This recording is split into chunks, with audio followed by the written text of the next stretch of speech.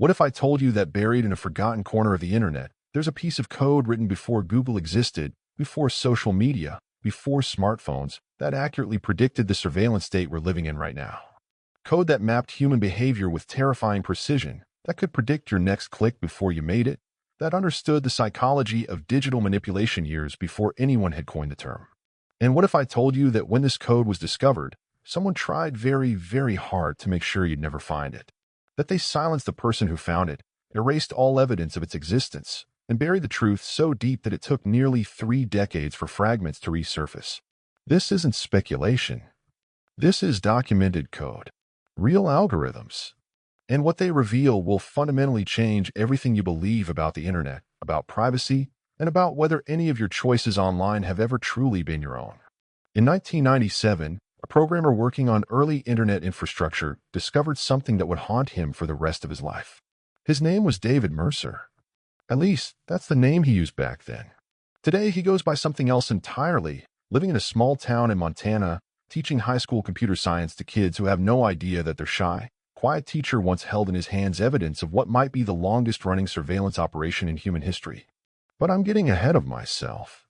Let me take you back to 1997. The internet was still new, was still magical. Most people were just discovering email.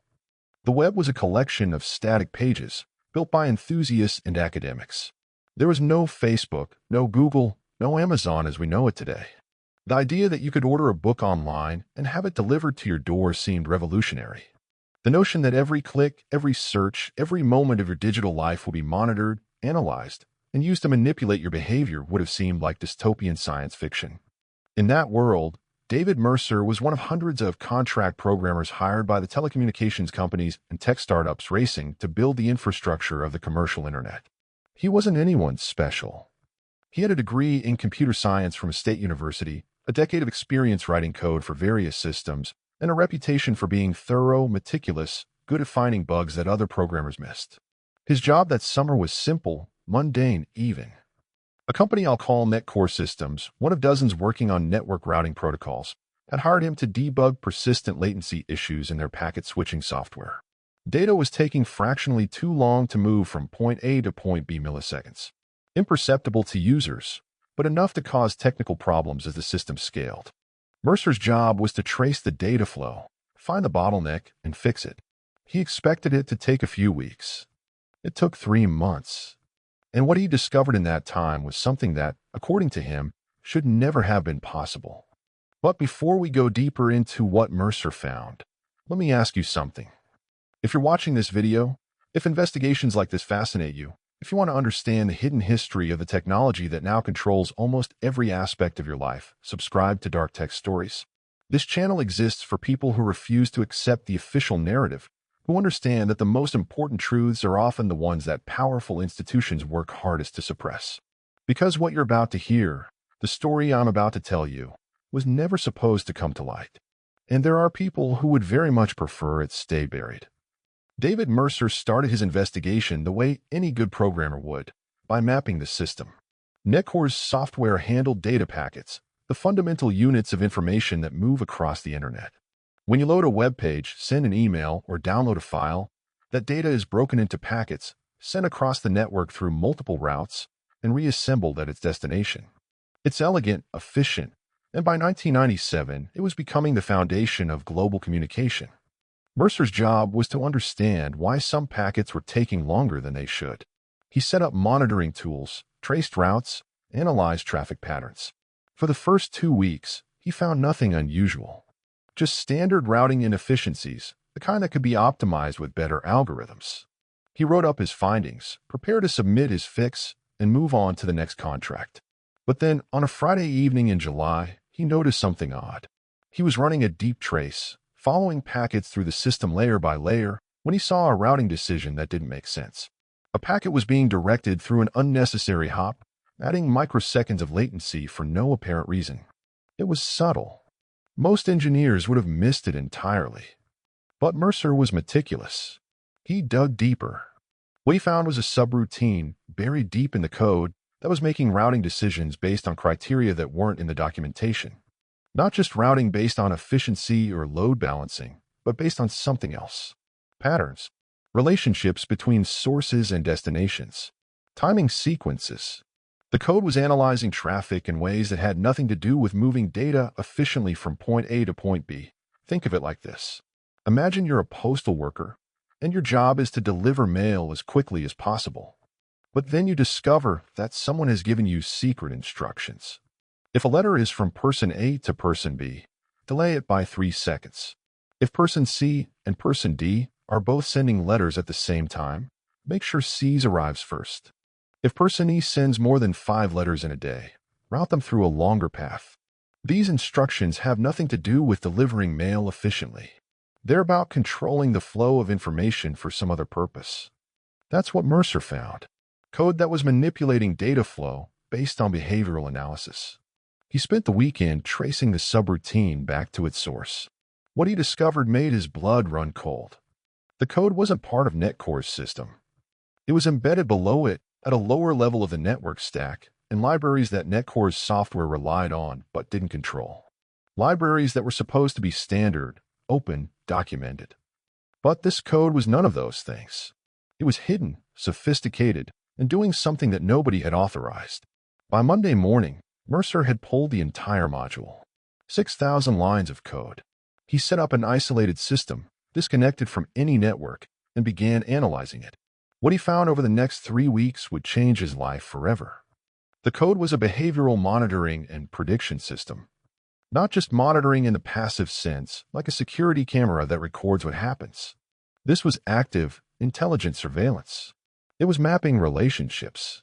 If computer A frequently communicated with computer B, the system noted that relationship. If a user searched for topic X and then visited website Y, the system learned that pattern. If someone's online activity followed a particular rhythm, morning coffee browsing followed by work emails followed by evening entertainment, the system built a profile of that rhythm. But it didn't stop at observation. The code had mechanisms for intervention. Subtle delays, microsecond adjustments to routing times, imperceptible to users, but strategically placed. And here's what made Mercer's hand shake as he read through the algorithms. The interventions weren't random. They were designed to test hypotheses about human behavior. If the system delayed access to website A, would the user go to website B instead? If an email was delayed by 5 seconds, would a user refresh their inbox, revealing impatience, or wait calmly, revealing patience? The system was running experiments on real people, without their knowledge or consent. And the scope was staggering. This wasn't code designed for one company or one service. It was infrastructure-level code, embedded in libraries used by multiple systems across the early commercial internet. Potentially millions of users, all being monitored, profiled, and subtly manipulated as part of some vast, undisclosed experiment. But here's what terrified Mercer most: the mathematics behind the behavioral models. He had a PhD in computer science, had published papers on algorithm optimization. He knew the state-of-the-art in behavioral prediction. And the algorithms he was looking at were years, maybe a decade, ahead of anything in the published research. The code referenced concepts that wouldn't be mainstream until the early 2000s. Machine learning techniques that were still theoretical in 1997. Statistical models for social network analysis that wouldn't be implemented at scale until Facebook and LinkedIn made them famous. Whoever wrote this code didn't just understand human behavior. They understood it better than anyone in the academic world, and they'd figured it out years before anyone else. Mercer started documenting everything. He took screenshots. He printed the code on paper, hundreds of pages. He wrote detailed analysis of what each module did, how the algorithms worked, what they could predict. He was building a case, preparing to blow the whistle. He reached out to contacts in the tech journalism world, people he trusted, people who had covered internet privacy issues. And then he made a mistake. He sent an email to a former colleague, another programmer he'd worked with on previous projects, someone he thought he could trust. The email said simply, "I found something in the Netcore project that you need to see. Can we meet?" That email was sent on a Thursday evening. On Friday morning, Mercer arrived at his small rented office to find his computer gone. Not stolen, taken. There was a note on his desk, written on Netcore letterhead, informing him that the company had terminated his contract effective immediately and that all materials related to the project were proprietary and must be returned. Mercer went home. His backup hard drives were gone. His printed documentation was gone. Every copy he'd made, every record of what he'd found had disappeared. Someone had been in his apartment. They'd taken everything related to the code, but nothing else. Not his television, not his stereo, not his wallet sitting on the dresser. Just the evidence. He sat in his empty apartment, trying to process what had happened, when his doorbell rang. Two men in suits stood outside. They weren't police. They didn't show badges. They introduced themselves with names that Mercer, when he tells this story now, says he's certain were fake. They asked politely if they could come in. They sat in his living room, and they explained very calmly and very clearly that he had accessed information he wasn't supposed to see. That this information was related to a classified program he didn't have clearance to know about. That the smartest thing he could do for his own safety and career was to forget he'd ever seen it. One of the men opened a briefcase and showed Mercer documents. Contracts he'd signed when he started the NetCore project. Non-disclosure agreements that, when read carefully, gave the company and its partners extremely broad authority over anything he discovered. Legal language that, according to these men, meant Mercer could face serious criminal charges if he disclosed what he'd found. The other man showed him something else. A file. It had details about Mercer's life. His bank accounts. His family members. His medical history. Nothing threatening, nothing explicit, just enough to make the point crystal clear. They knew everything about him, and they could make his life very difficult if he didn't cooperate. They asked him to sign a document. It stated that he had completed his contract, that he had found and fixed the latency issues he'd been hired to address, and that he had no claims against NetCore or any related parties. In exchange, he would receive his final payment and a generous severance. All he had to do was sign and forget. Mercer signed. The men left. And for 28 years, he never spoke about what he'd found. He changed his name through legal channels, moved to Montana, and got as far away from the tech industry as he could. He became a teacher because he says he wanted to do something that felt real, something that couldn't be corrupted by hidden algorithms and secret agendas. But he never forgot. And every time he read about Facebook's behavioral experiments, about Cambridge Analytica's manipulation of elections, about recommendation algorithms that seemed to know what you wanted before you knew it yourself, he thought about that code from 1997. The code that did all of those things first. If this revelation makes you question the foundations of the internet we use every day, hit that like button. Because what I'm about to tell you about what that code actually does, and how fragments of it have resurfaced after nearly 3 decades, will shatter everything you thought you knew about online privacy, about free will in the digital age, and about who really controls the flow of information that shapes your understanding of the world. 6 months ago, fragments of that code appeared on an obscure programming forum. Posted anonymously. No context. No explanation. Just raw code with a single comment. They said this didn't exist. The post stayed up for 48 hours before the moderators removed it. But in that window, several programmers downloaded it.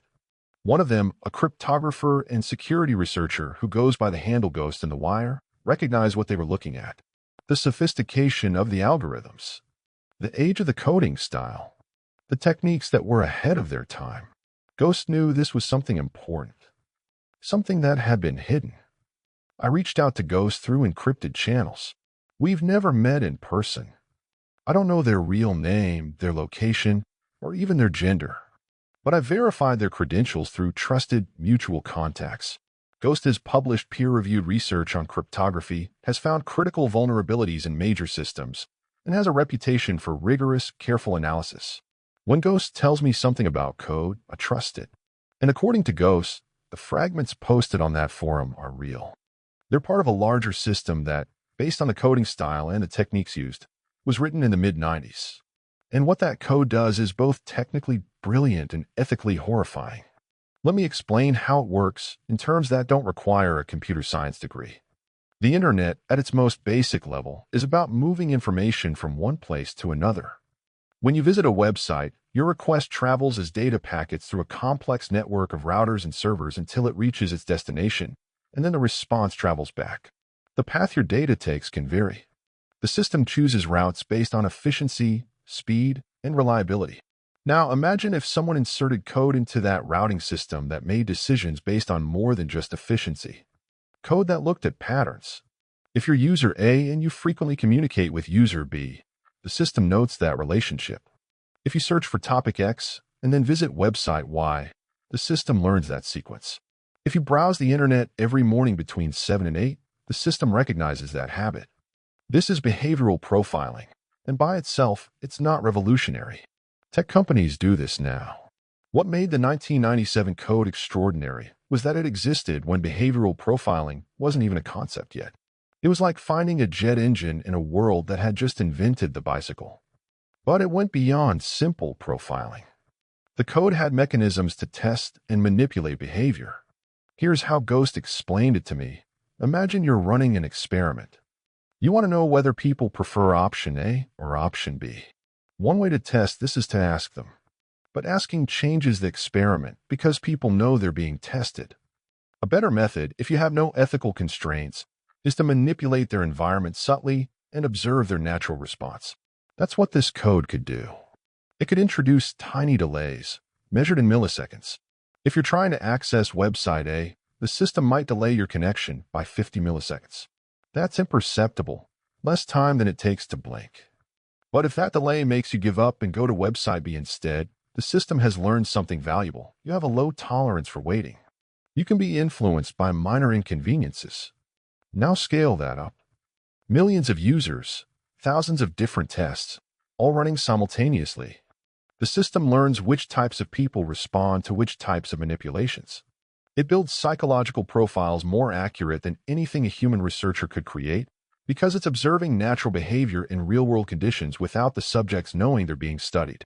And the mathematical models behind this, according to Ghost's analysis, are eerily similar to the algorithms that power modern recommendation engines. The techniques Netflix uses to suggest what you should watch next.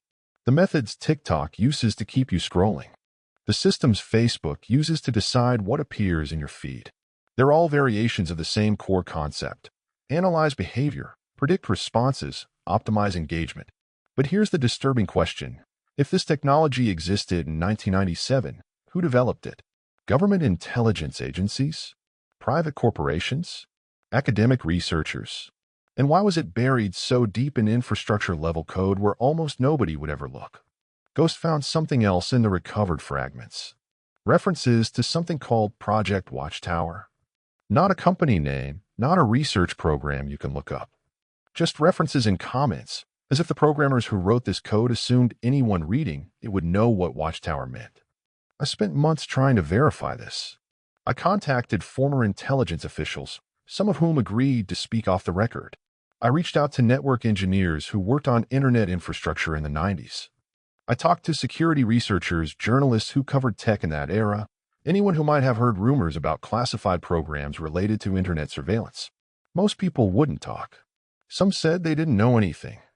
But 3 people independently in separate conversations confirmed the same basic story. In the mid-90s, there was a classified program to embed monitoring and behavioral analysis capabilities into the emerging commercial internet. The official story, if you can even find references to it, is that this program was theoretical.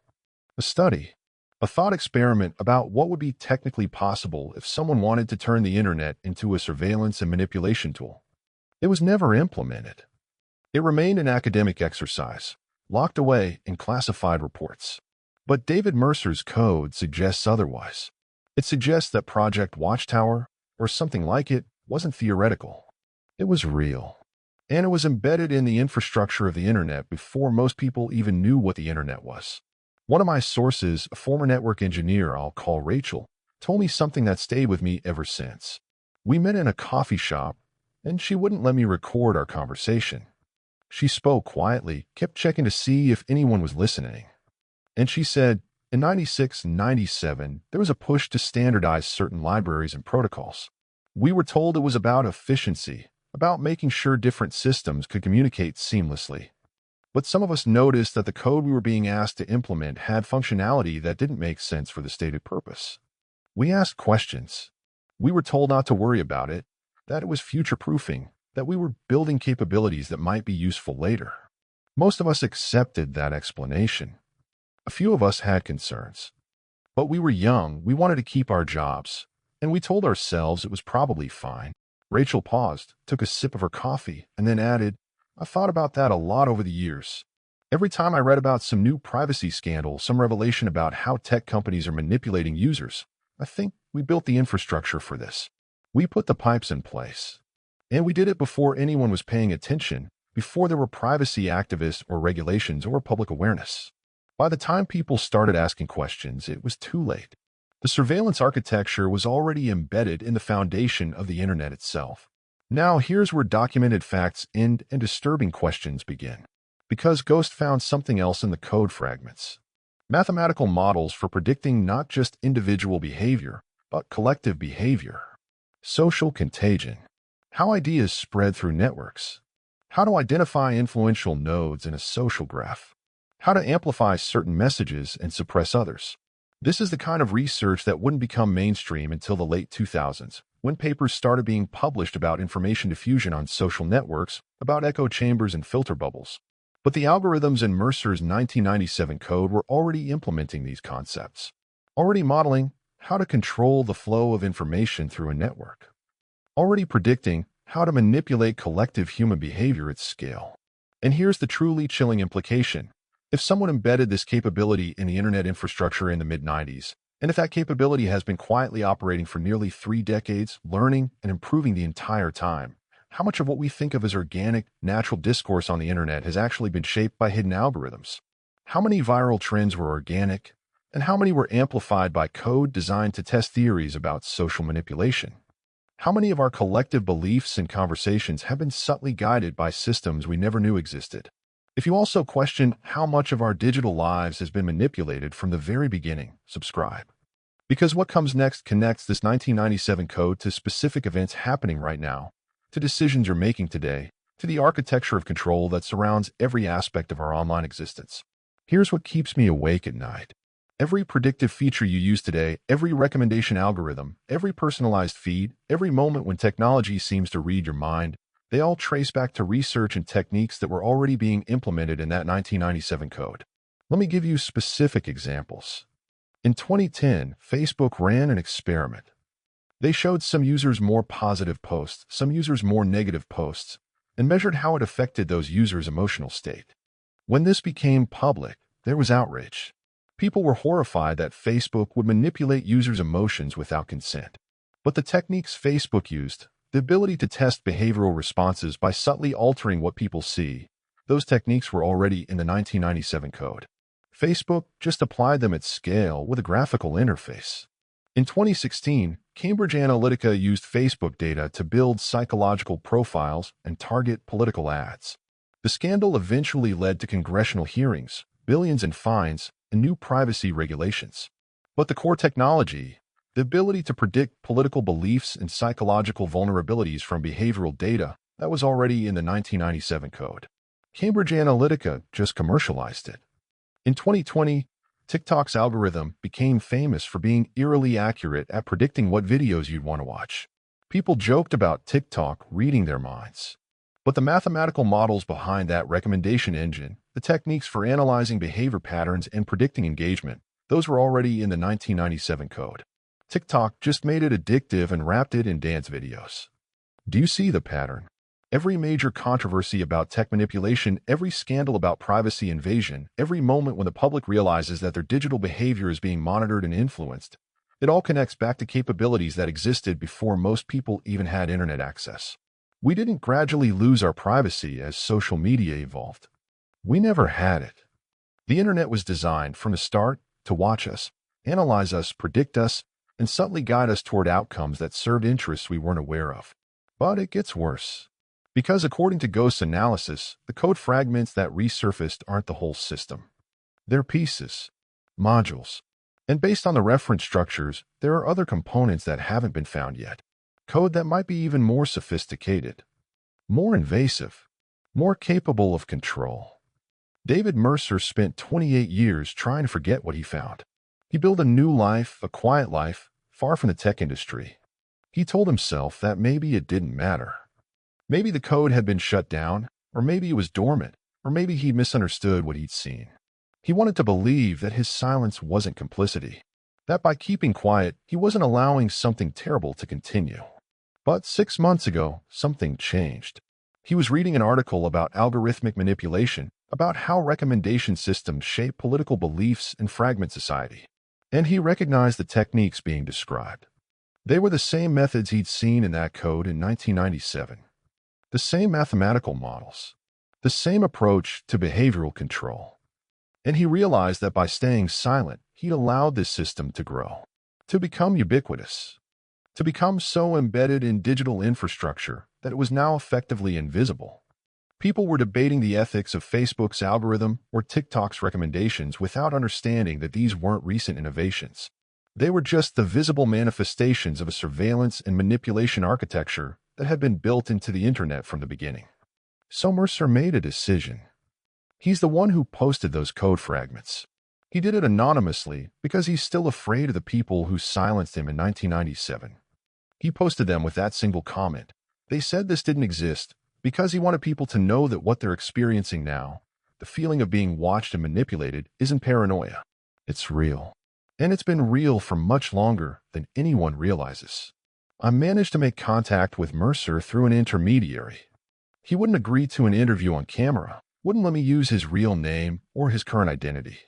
But he sent me a written statement. I want to read part of it to you now.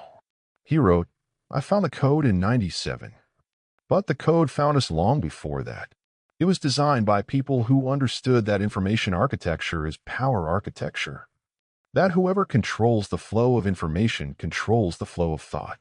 That in a networked world, subtle manipulations at the infrastructure level could shape entire populations without anyone noticing. I was naive enough to think I could stop it. I was wrong. The system was too big, too well hidden, too protected. But now it's everywhere. You feel it every day, that sensation of being nudged, guided, manipulated. Your phone suggesting things you were just thinking about. Ads appearing for products you never searched for. Videos that keep you watching for hours. That's not coincidence. That's not magic. That's the code. It's watching you. It's learning from you. And it's been doing it for nearly 30 years. We are, all of us, living inside an experiment we never consented to. And the experiment is working exactly as designed. Think about that for a moment. Every search you've ever made, every click, every pause, every moment of hesitation before deciding what to do next, all of it feeding into systems that understand you better than you understand yourself. Systems that have been learning, improving, getting more sophisticated for nearly 3 decades. And here's what researchers who study these systems will tell you off the record. We're approaching a threshold, a point where predictive accuracy becomes so high that human behavior becomes effectively deterministic. When an algorithm can predict your next action with 99% accuracy, are you really making a choice? Or are you just following a script that was written by mathematics? Some philosophers call this algorithmic determinism. The idea that in a world of perfect prediction and subtle manipulation, free will becomes an illusion. You feel like you're choosing, but you're actually being guided along paths that were calculated in advance by systems that know you better than you know yourself. And the truly disturbing part is that these systems are optimized for engagement, not for your benefit. They're designed to keep you clicking, scrolling, watching, buying. They've learned that outrage keeps you engaged longer than calm discussion. That fear drives more interaction than hope. That division is more profitable than unity. So that's what they amplify. That's what they feed you. Not because of some conspiracy or evil intent, but because that's what the algorithms learn works. That's what keeps you engaged. And engagement is what they were designed to optimize. Is it any wonder that society feels more polarized? That conversations feel more toxic? That conspiracy theories spread faster than facts? That people seem to be living in different realities, unable to agree on basic truths? We're all being shown different versions of the world, tailored to our psychological profiles, optimized to keep us engaged. And we've been living like this, to varying degrees, for nearly 30 years. David Mercer ended his statement with something that I think about constantly. He wrote, "The scariest thing about surveillance isn't being watched. It's forgetting that you're being watched. It's when the manipulation becomes so constant, so ubiquitous, that you stop noticing it, that you mistake it for your own thoughts, that you defend the system that's controlling you because you can't imagine life without it." That's where we are now. And I don't know how we get out. If understanding this architecture of control matters to you, if you want to see the cage we're all living in, subscribe to Dark Tech Stories. For anyone interested in diving deeper into the mathematics of surveillance and prediction, I strongly recommend the book Weapons of Math Destruction by Cathy O'Neil. It explores how algorithms shape and control modern life, and it's one of the few books that really grapples with the implications of what I'm talking about here. Link in the description, and yes, it's an affiliate link, which means if you buy through it, I get a small commission that helps me keep making these investigations. Because the conspiracy isn't theory. It's code, running right now. In every network you connect to, every app you open, every website you visit. The question isn't whether you're being manipulated. The question is, now that you know, what are you going to do about it? So what does this mean for you right now, watching this video on a device that's connected to that same infrastructure we've been talking about? What does it mean to live in a world where the fundamental architecture of digital communication was designed, from the very beginning, to surveil and manipulate? It means every assumption you have about digital freedom, about making your own choices online, about discovering information organically, it's all built on a foundation of code specifically designed to guide those choices, to make you predictable, to make you controllable, to make you profitable. David Mercer is back in hiding now. He posted those code fragments and disappeared again. The forum moderators deleted the post. The fragments are still circulating among researchers, but the story hasn't broken into mainstream consciousness. Most people have no idea that what they're experiencing every day, that feeling of being watched and manipulated, has roots that go back nearly 30 years. That it's not a recent development. That it was planned. But before Mercer disappeared, he left one final message, posted on a programmer forum under a throwaway account. It said, "The code I found was just one piece. There are others, buried deeper, more sophisticated, more invasive. Find them, analyze them, share them, because the only way to break free is to see the cage." And right now, most people don't even know they're trapped. I want to be clear about something. This isn't about making you afraid. Fear is paralyzing. Fear makes you want to disconnect, to give up, to accept that this is just how things are. That's not the goal here. The goal is awareness, understanding, because you can't opt out of systems built into infrastructure. You can't choose to not be surveilled when the surveillance is woven into the fabric of the internet itself. But you can see it. You can understand it. You can recognize when you're being guided rather than choosing. You can question why you suddenly want to buy something, why you're angry about a topic you didn't care about yesterday, why you feel compelled to keep scrolling even though you're not enjoying what you're seeing. The internet promised freedom, connection, the democratization of information, and in some ways it delivered. But it also became something else, something that its early architects, the ones who believed in its utopian potential, never imagined. Or maybe some of them did imagine it. Maybe Project Watchtower wasn't a bug in the system. Maybe it was always the plan. Here's what I believe. The people who embedded that code in 1997, whoever they were, they understood something profound. They understood that the internet wasn't just a new medium for communication. It was a new form of social architecture.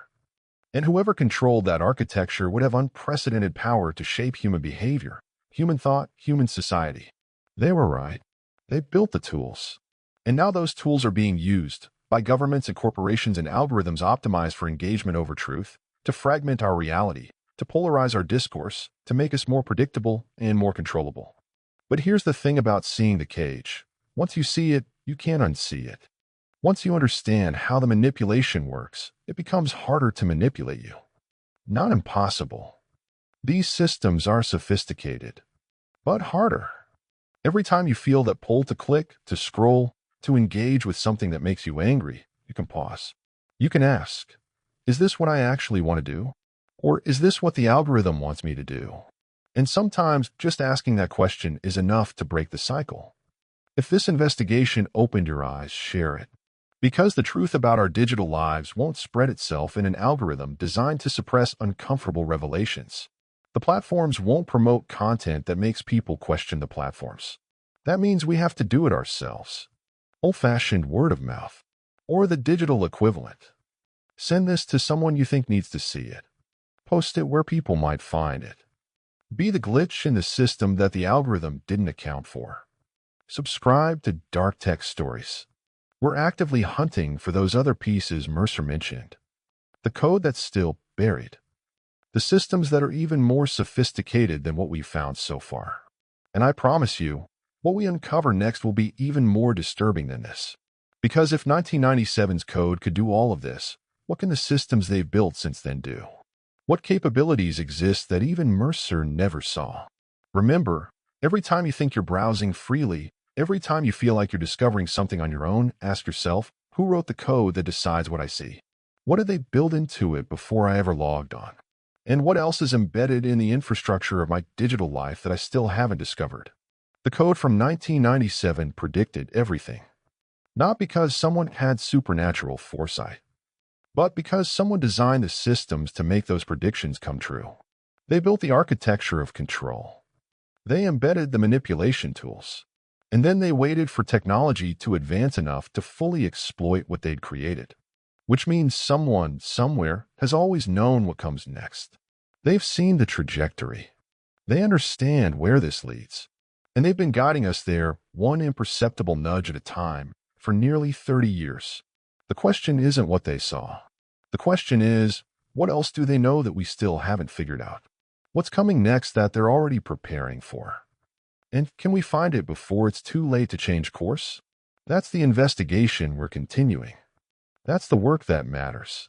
Not just exposing what happened, but understanding what's happening now and what's coming tomorrow. Because the code never stops learning. The surveillance never stops watching. And the manipulation never stops adapting. The cage is real, but now you can see it. And that, at least, is a start.